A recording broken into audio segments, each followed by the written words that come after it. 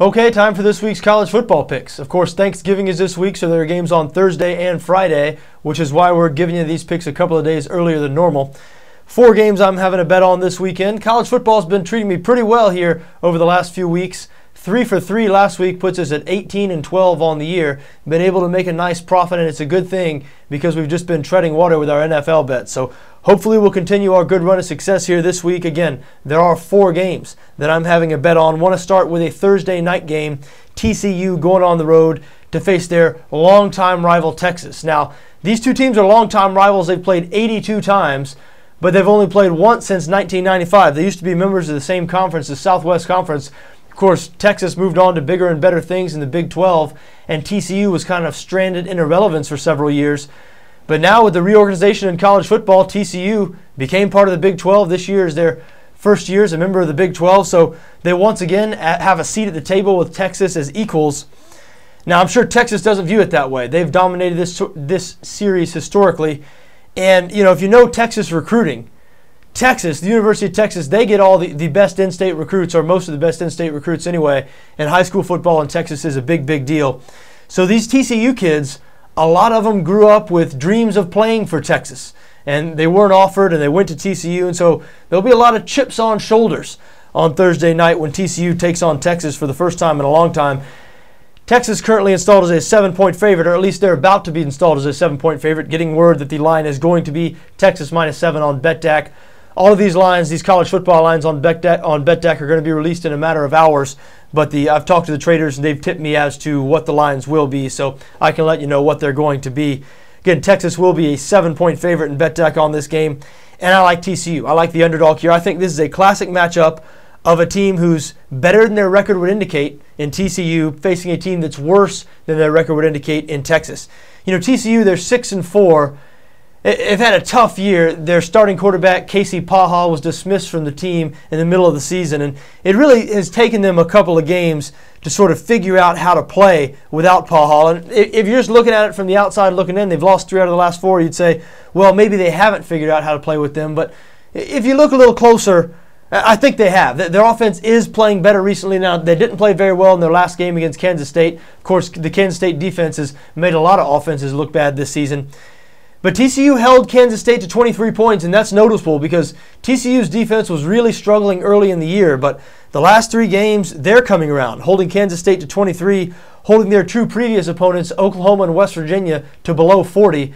Now, that might not sound like much, but Oklahoma and West Virginia, both very, very explosive offensively. Both those games were road games for TCU, so those are considered successes, I think, for the TCU defense. Texas, even though they're pretty good offensively, they're not as good as Oklahoma State or West Virginia.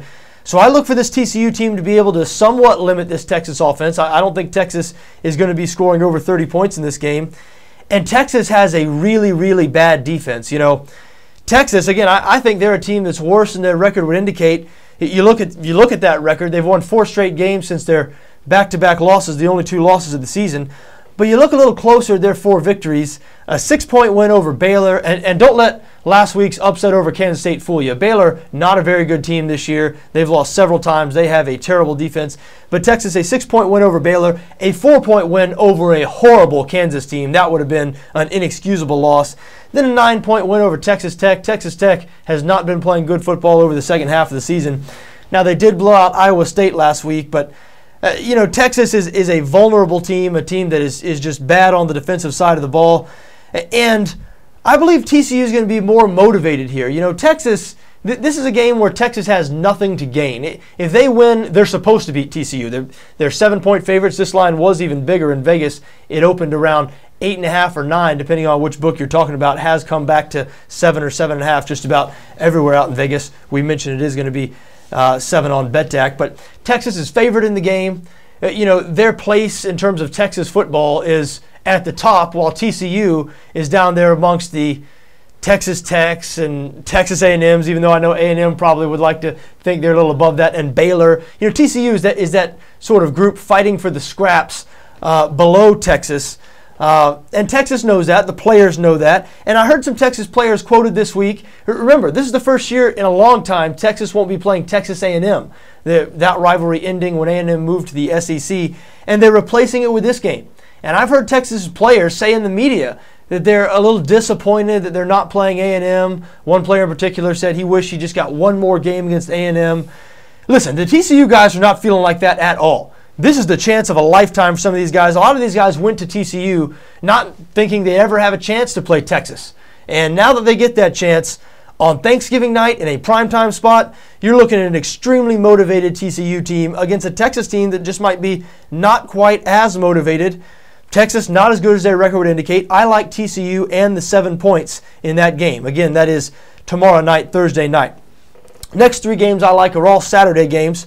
Michigan, Ohio State, one of the biggest, most well-known rivalries in the country. This is, of course, rivalry week in college football. A whole bunch of great rivalries on Saturday. Should be a great weekend for college football. But Michigan going on the road to play Ohio State. Ohio State is going to be installed as a 3.5-point favorite on BETDAQ. That's the word I'm getting.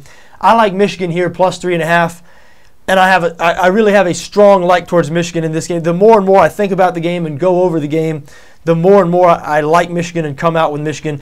Listen, Ohio State is 11-0.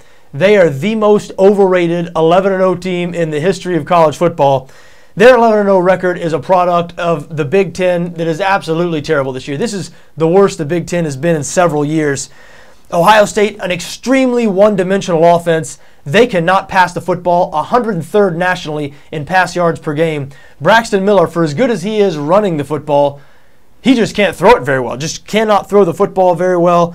Ohio State runs it all right, but again, Michigan's defense is good enough where if they know what's coming, they're going to be able to stop it, and I do believe they're going to limit this Ohio State offense. Of course, that's not saying much. Ohio State's offense has been limited by a whole lot of opponents this season, and Ohio State is only average on defense. And Michigan has really found something over the last 3 weeks with Devin Gardner at quarterback. What a blessing in disguise Denard Robinson's injury was for this team, because Denard Robinson was just obviously not a fit with Al Borges' pro-style offense. And Devin Gardner, he still brings some of the things to the table that Robinson does in terms of athleticism. He doesn't run it quite as well as Robinson, but he does run the ball well. But Devin Gardner clearly is much better a pocket passer than Robinson, and the results have been stunning. I mean, Michigan, this was an offense that was struggling with Robinson under center. Their last 3 games with Gardner starting, 35, 38, 42 points, all 3 wins.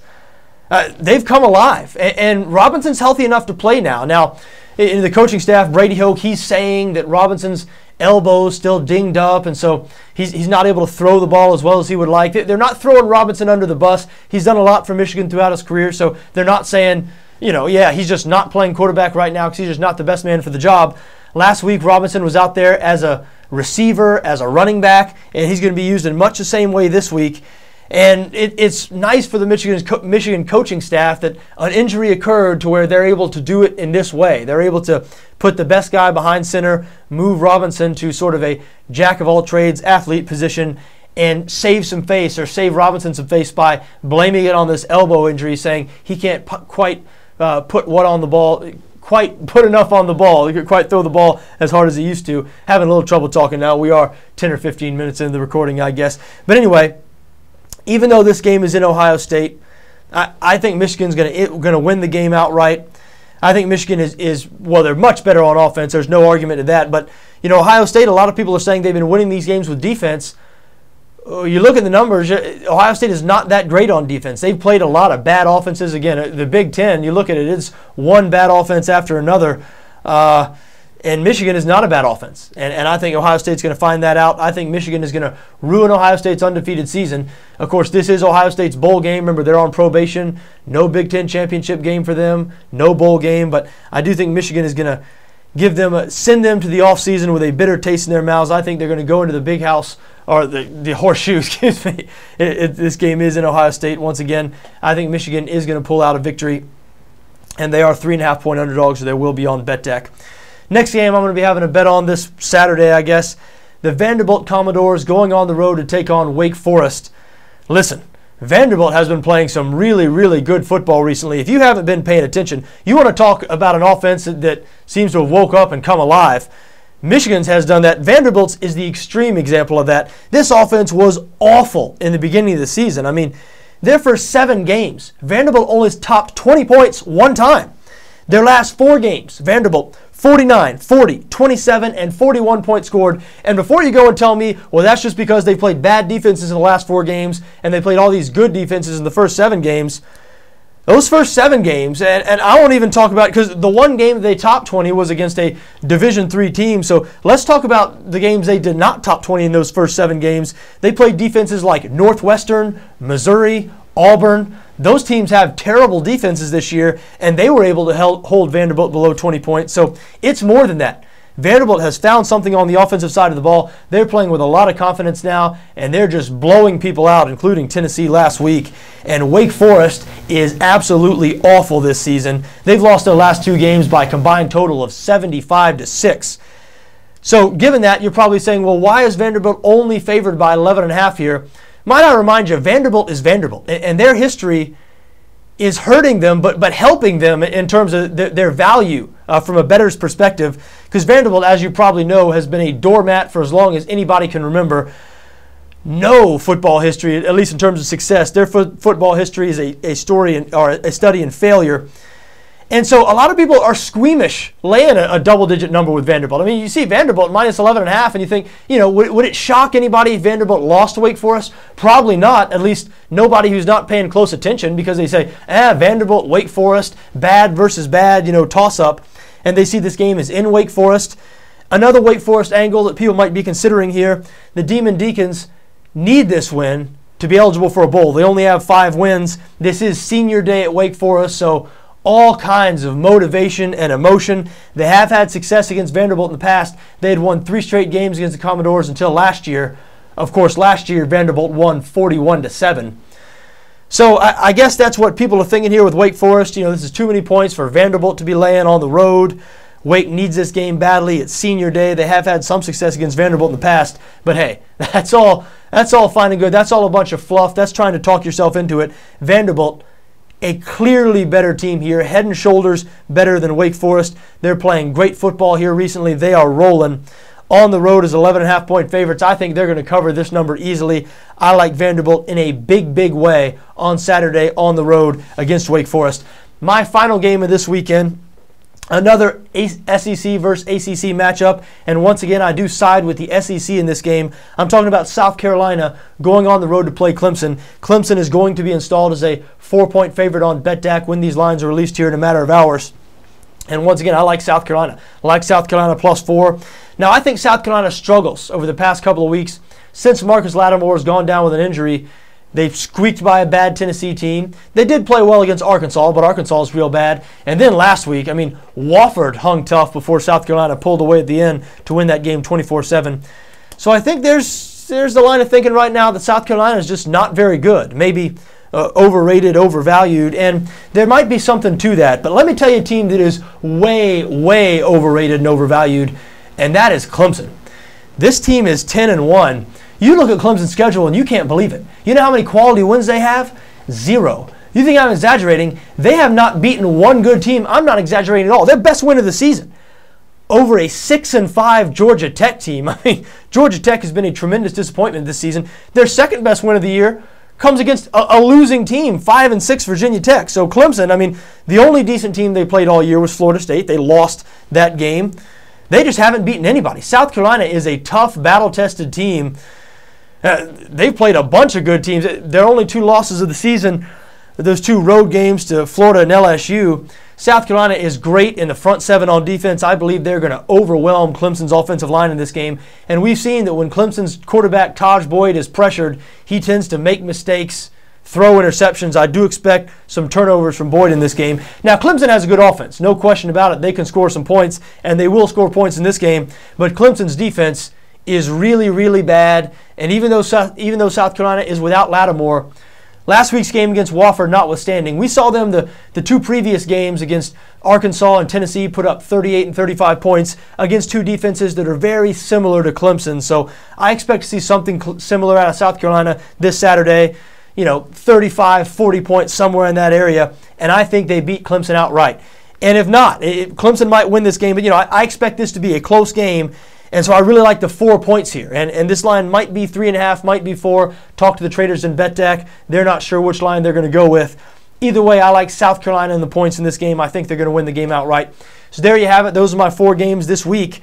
TCU +7 on Thursday night, and my 3 Saturday games, Michigan +3.5, Vanderbilt -11, South Carolina +4. I think that line is going to be Vanderbilt -11.5 actually, and the line could be South Carolina +3.5. Again, they're going to be released in a matter of hours here on BETDAQ. Be sure to check back.